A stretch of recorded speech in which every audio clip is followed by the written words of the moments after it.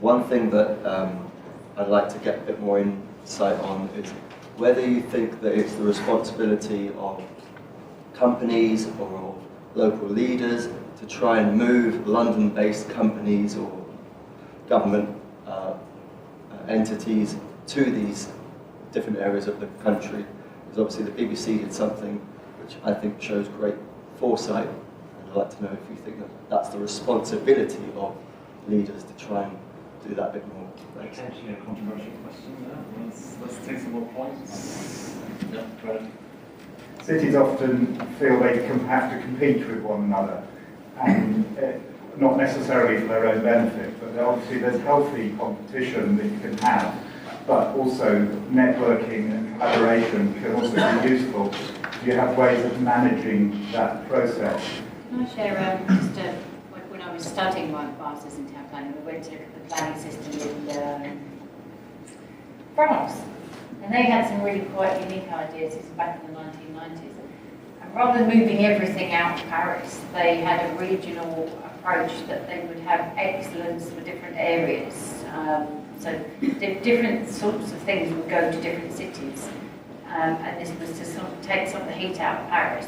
And whether it be government departments or a type of industry would focus on that region, and they were taking a much more balanced approach to their economic development. Now, I've no idea if that's paid dividends, and so some of the graphs you were putting up earlier, you can now see that there's less imbalance between the cities. Maybe that's part of it.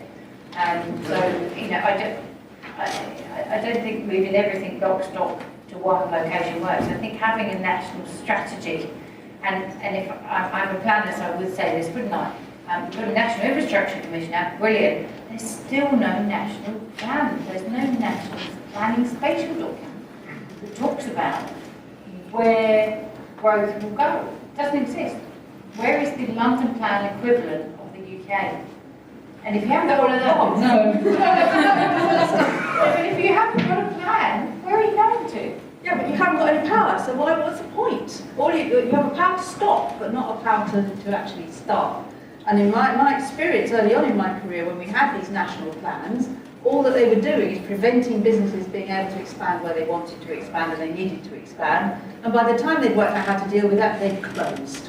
I've got 2 or 3 examples of companies I worked with who just gave up and closed up and went away. And that's what was happening in the 70s and in the 80s. And it took a long while to get over that. And the trouble with spatial plans, and I've had that actually with the London plan too, for that matter. Oh, you can only have 7,000 jobs in Earl's Court because that's what the plan says.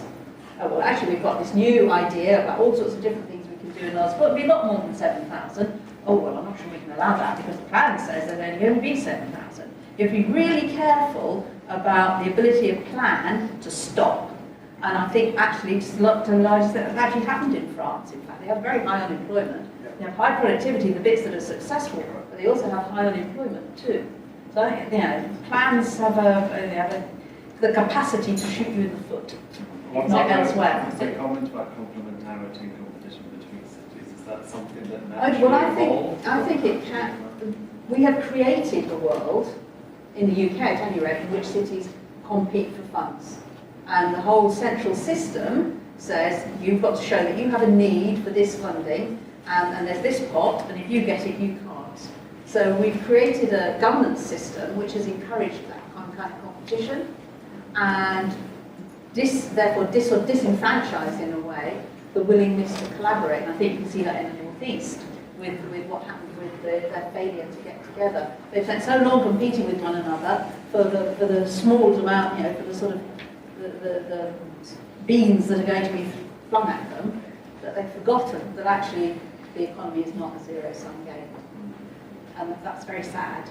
And it's actually, I think that's the fault of the centralised system. Take that away, and people would actually begin to be able to think more positively, not all the time, but more positively about collaboration.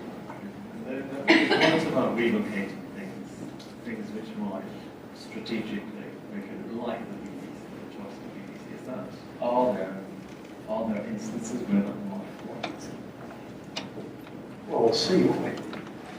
There aren't any others. There aren't any others. Everybody else, Everything else whoever we've moved out tried. came back. Whatever we've tried is, in a sense, has not been successful.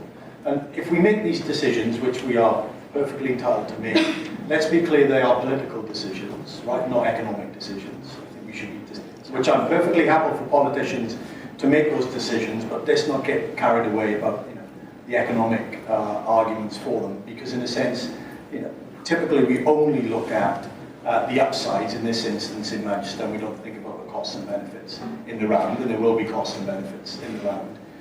We're interested in the net effect, surely at the national level, right?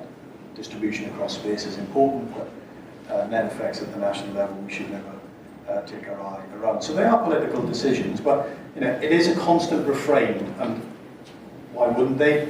There is a constant refrain from planners that if only we planned the economy better, as if we could.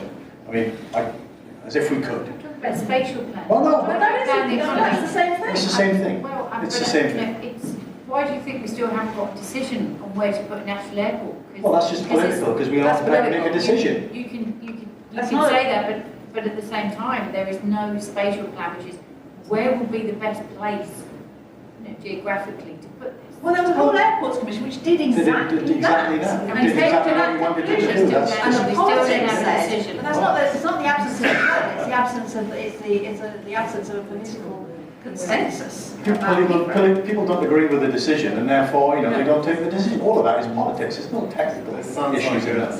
conversation.